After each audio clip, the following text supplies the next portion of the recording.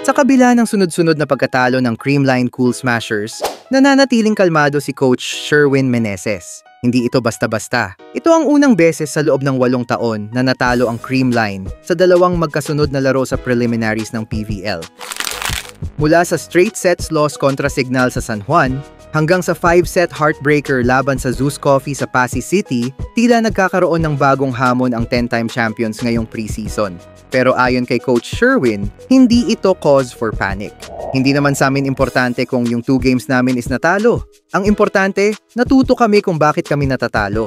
Nakabawi naman ang Cool Smashers sa pamamagitan ng isang 4-set win kontra Cherry Tigo para manatiling buhay ang pag-asa nilang makuha ang outright quarterfinal spot sa Pool B. Kung natalo pa sila sa game na yon, magiging 3 sunod na talo sana ito. Isang bagay na hindi pa kailanman nangyari sa franchise history ng Creamline. Ayon kay Meneses, simpleng mga pagkakamali ang ugat ng slump.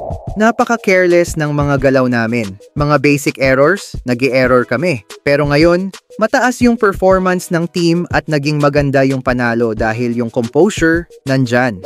Bagamat wala na sa kamay ng Creamline ang control kung diretso ba sila sa playoffs o dadaan pa sa knockout, thankful pa rin si Meneses sa panalo nila laban sa Cherry Tigo.